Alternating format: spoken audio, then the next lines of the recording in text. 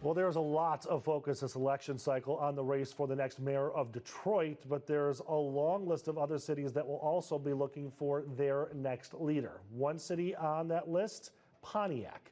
The current mayor is running for Congress looking to fill the U.S. House seat in Michigan's 10th district, vacated by John James, who is running for governor. So in Pontiac, that leaves a seat open for mayor. On the ballot, two candidates with more than a decade of experience. They are Mike McGinnis, he is the current city council president, and Kermit Williams, a former city councilman. Gentlemen, thank you so much for being here. We're calling this a mini debate, kind of a candidates forum, so everyone in Pontiac can have an idea of who you are, what you stand for, and what your goals would be for the city. Obviously, Election Day is a little under 2 weeks away, which scares the heck out of me. That means Christmas is even closer. But I do want to start with the revival of Pontiac. And Mike, I'm going to start with you. The city obviously has gone through an immense amount of turmoil in terms of finances, in terms of crime rates, and a lot more, which we'll get into. But as a overarching theme, what would you like to see happen to bring Pontiac back to the levels of prosperity? Well, good morning. Thank you for having us. It's great to focus on Pontiac. We're an amazing city with an amazing story. And in this election, the main reason why I'm running is that I want our city to continue moving forward. We have seen growth and revitalization, but we need to pick up the pace and move our city forward faster. So there are a lot of factors that are contributing to that, but as we diversify our tax base, we have more businesses choosing to remain or relocate to Pontiac. It gives us a stronger base to then increase neighborhood services and improve quality of life for residents. So I want to keep that forward momentum and turbocharge it. Okay, Kermit, same question to you. Pontiac is doing better, but what would you like to see to keep that momentum going? First, hello, Mom. But one of the things that we're blessed to have happen, when I got on city council, we were under emergency management. The city was in an economic list bankruptcy, and we were able to help guide that ship. I started off when I was 26, gave my hair to the city, and now to see when I left city council, leaving them with $3.5 million for a youth recreation center and $37 million in COVID money. I want to see a people-first Pontiac. Detroit has a great revitalization, but people still feel left out. Pontiac has an opportunity to grow our city for the people. Pontiac is the most diverse city in Oakland County, one of the most diverse cities in the whole country, and we want to keep that. This is the place that helped raise me, helped grow me, and now it's an opportunity to bring the next generation up with those same opportunities. You know, you open a door to a question I was already planning on asking, is that the city of Pontiac, obviously several miles north of Detroit, you talked about Detroit's revitalization.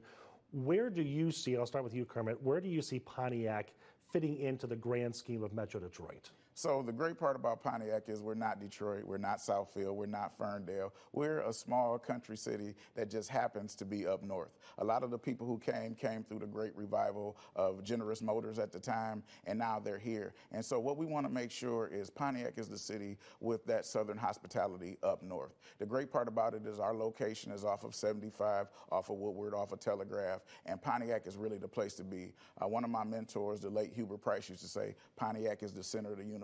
And now it's time to bring that back. The great part about it is Pontiac has an opportunity to do something that hasn't been seen in the north, to really have leadership and be a metropolis in a metro city, starting with small businesses. So we did it with GM, and now we have to remake ourselves with entrepreneurs, with small businesses, and being ingenuitive. We have world champion boxers in our city. We've had Grammy Award-winning singers in our city, and Pontiac is the place that it needs to happen. One of the things that I'm most proud of is Martin Luther King gave his I Have a Dream speech in Pontiac before he gave it in Detroit. And so we also need to be the thought leader and as far as the moral compass of not only the state, but the country. Okay. And Pontiac has that territory. Same question to you. How do you see Pontiac fitting into the overall Metro Detroit scheme? We have a very dynamic region, and Pontiac is a jewel, is a diamond in our region. We do need to polish that diamond some, and I'm grateful of all the work that a lot of community members have done to, one, weather difficult times, and now it's about going from just surviving to thriving. My vision is that Pontiac will be the creative capital of Michigan, so not just in our region, but in the state when they're thinking about arts, culture, music, cuisine, that dynamic richness of our history and our culture can be on full display, and it could be an economic driver for the city of Pontiac, where when people think Pontiac, they think of our rich cultural identity, and it's us as a destination, and it has a positive economic impact for our residents. Yeah. We have a very long list of topics that we're going to be covering here over the next 20 minutes or so that we have left. We are going to take a short break. When we come back, we're going to talk about the challenges that Pontiac faces, what's happening with the Phoenix Center, and both of your plans to improve all of those challenges when we come right back.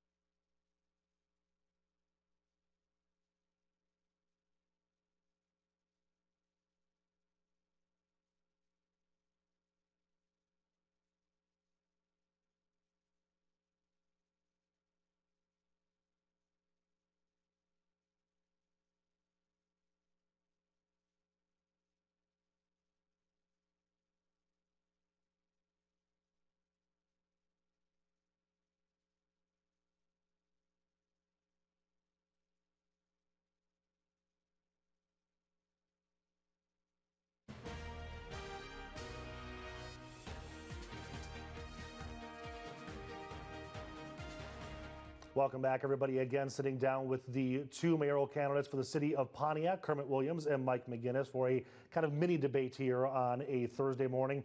We're going to talk about crime in the city of Pontiac next, which has been getting better, obviously. But I want to hear your plans, and we'll start with you, Kermit, this time. Your plans to help reduce crime rates in the city, and another kind of in tandem question. The city currently outsources all policing to the Oakland County Sheriff. What are your thoughts on having a Pontiac Police Department instead? Okay, so I'll take the first part of the question. I'm the vice chair of End Gun Violence Michigan, and we were able to pass 4 common sense gun laws. I'm very proud of that.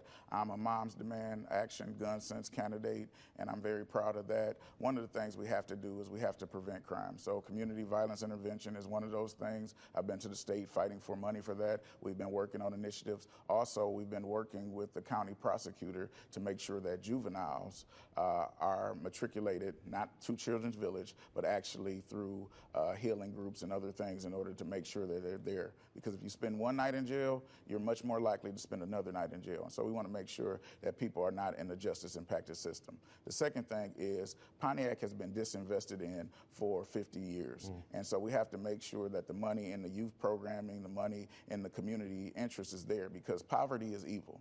And we have to deal with that and address that. My thoughts on the Sheriff's Department, I would love to have a Pontiac Police Department, but we have to be smart. At the end of the day, we have to realize that right now, the sheriff is the best option, because not only do they have some wraparound services like helicopters and other things that the city doesn't have, but we need to start looking at building our own trucks, because we need to revisit public safety in the city of Pontiac. But that's a 10-year plan, but we have to start working and making sure that one of the things that we do is have a community dashboard for what the sheriff is doing in our city. You can't evaluate a product where there's no matrix. And so we need data that do that. And one of the things that we need to do is make sure that all of the racial issues and other things are tracked as far as police stops and other things, to make sure that we're having good community policing and not over policing. But we can't beat up on the Sheriff's Department. We have to make sure that we have a goal as a whole city. And it starts with eradicating poverty. 25% of Pontiac residents are in poverty, and we have to deal with that first. Same question.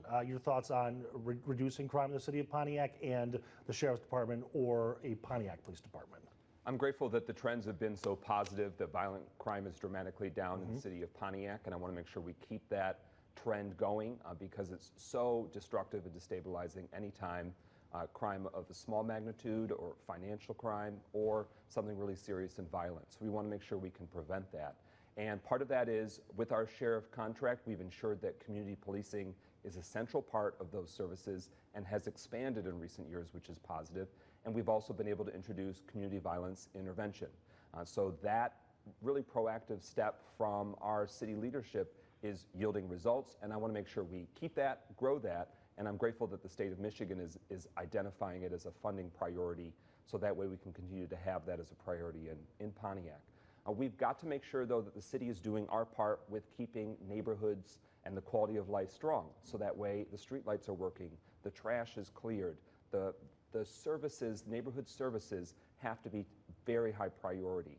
And when it comes to the sheriff contract, we'll have this existing contract for at least 2 more years, and then it'll come before the city to make that redetermination. We always have to be weighing the pros and cons. I'm grateful for the partnership with Oakland County Sheriff.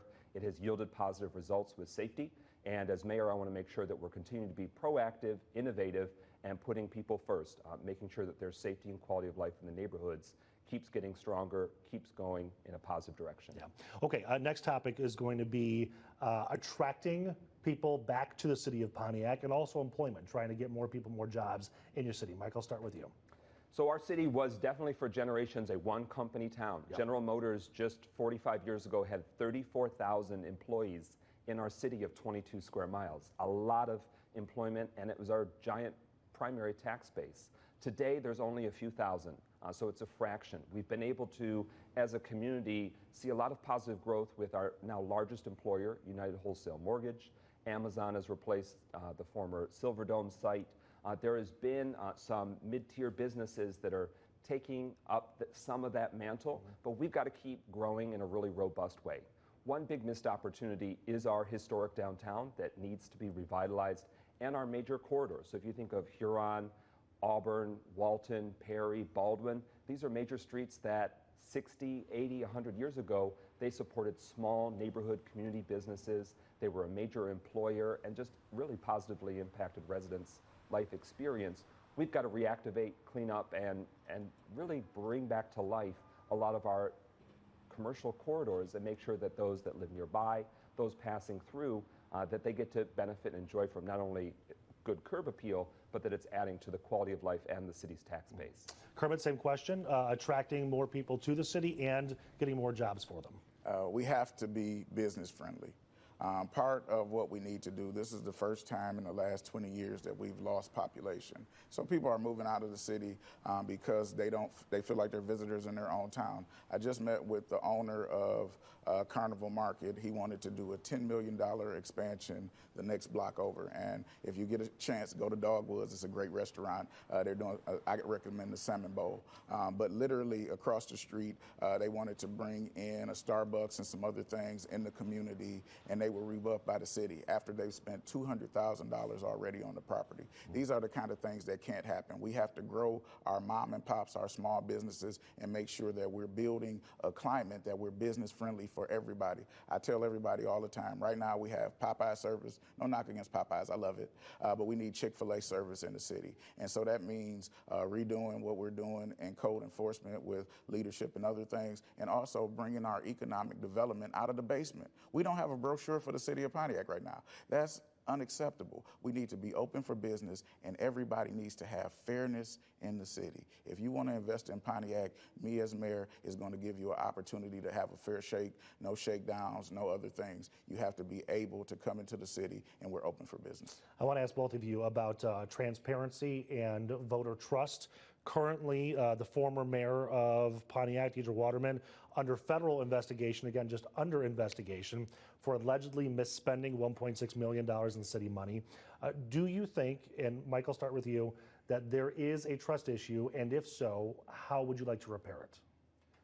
A big factor with a lot of residents is they want to know what's going on. And when information doesn't get out there, whether it's with a current challenge or a crisis, or just the operations and functions of the city, we're missing an opportunity to build and repair trust with residents. We've been through a lot in terms of hollowing out of services, the emergency management, sell-off of a lot of different items, and ending of city employees and services. As we rebuild those operations, we also have to rebuild communications and trust with residents. And that's a big factor that, as the next mayor, I'm going to have to lead and bring the community and our different community partners together to make that happen.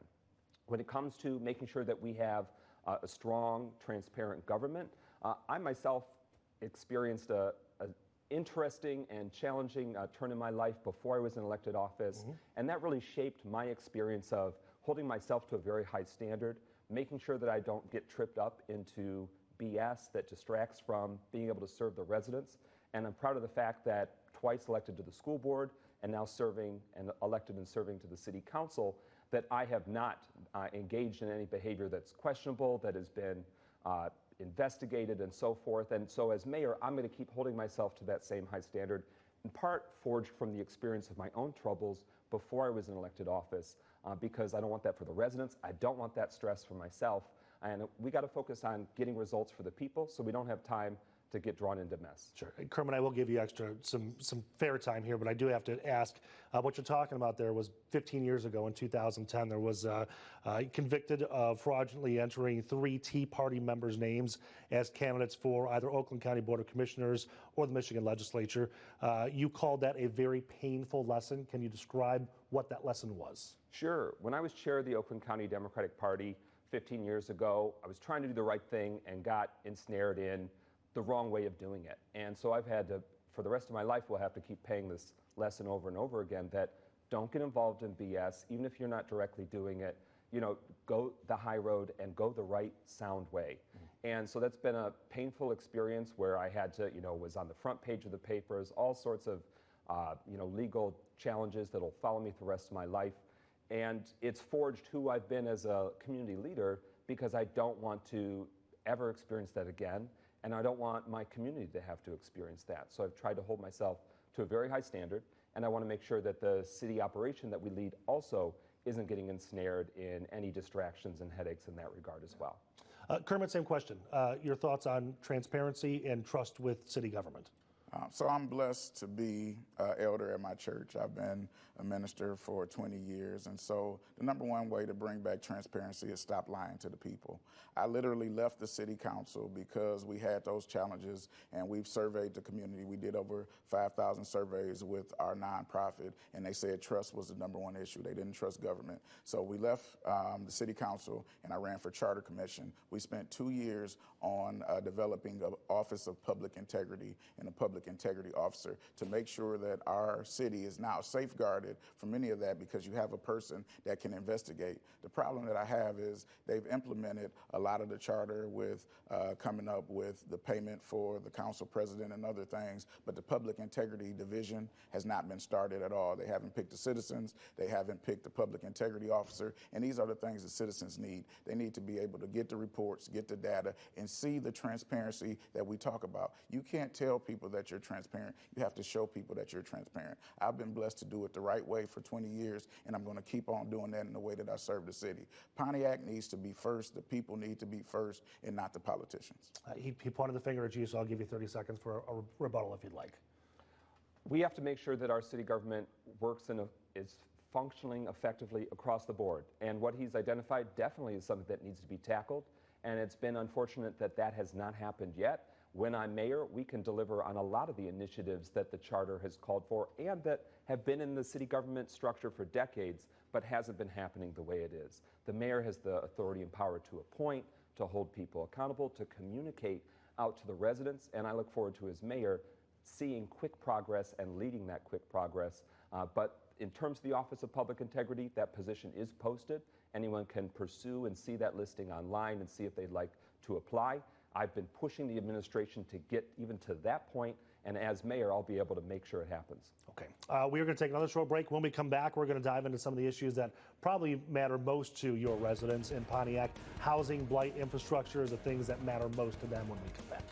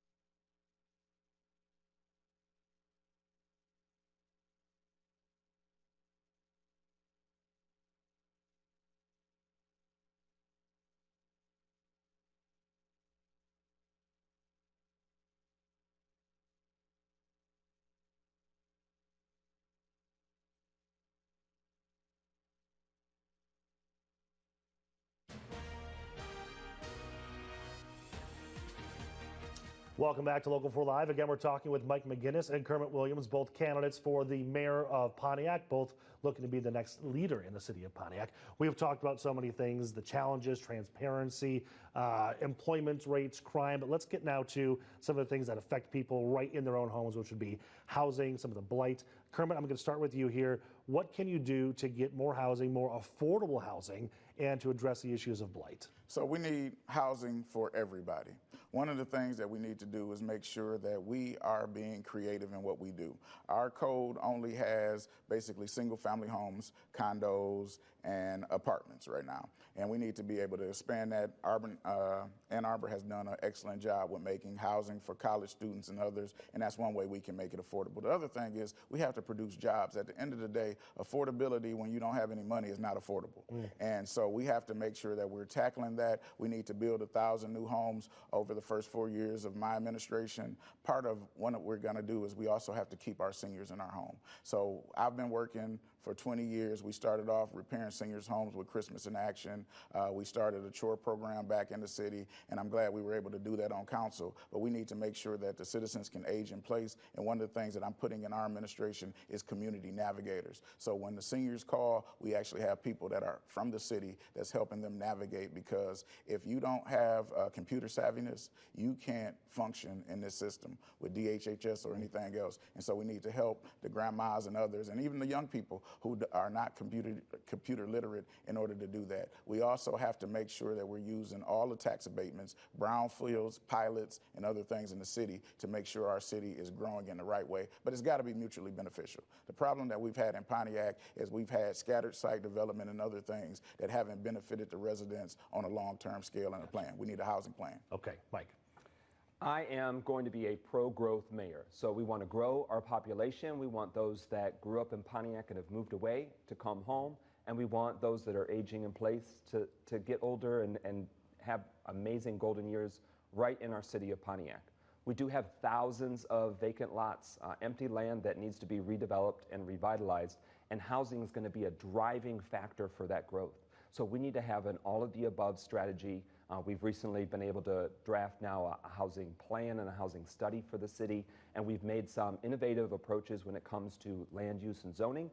And as mayor, I want to drive that progress, drive that growth, and have a very robust season of homes, condos, townhomes, apartments, residential conversion of historic buildings that we're seeing in our downtown right now. We need all of that growth because there are thousands of parcels that used to have homes that have since been demolished. The housing crisis during the late 2000s hit Pontiac very hard, and it led to a big spike in rental properties, not as many homeowners. So as we return that homeowner status in our neighborhoods, we've also been defending and protecting renters, so that way unscrupulous landlords haven't been taking advantage. We've been adding a lot of renter protections, including starting an escrow program to make sure that there are protections and safeguards in place for the thousands of Pontiac families who are renters right now. And I'm proud of that progress, and there's even more proactive initiatives that we're going to undertake.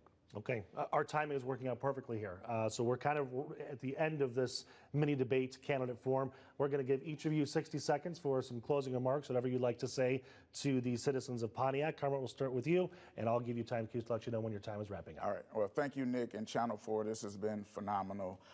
What I want to say to the Pontiac residents is everything that I am, everything that I will be is because of Pontiac. You've given me the opportunity to lead since I've been 26 years old. I gave my hair to the city. I'm 42 now. But we need our next generation to feel like they have a place in Pontiac that they're not going to run away from, because we failed them.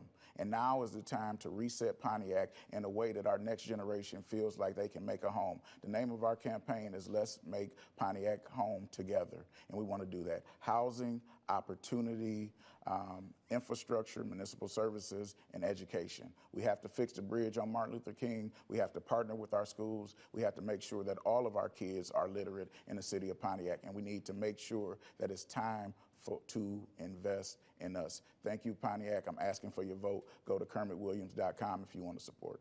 Okay, Kermit, Mike, your closing thoughts. Thank you for the opportunity to put some attention on Pontiac. We deserve the attention, and we have an amazing city, and it's been really powerful to be a a part of that experience of helping lead our community. I want to say thank you to my neighbors for entrusting me twice on the school board and now on this term on the City Council, and my colleagues for choosing me to lead our City Council. And I'm asking now for my neighbors' vote and support so that we can move our city forward faster. There are a lot of amazing projects and initiatives underway in our city, and I want to make sure we keep that positive momentum going and we land even more big wins for our residents.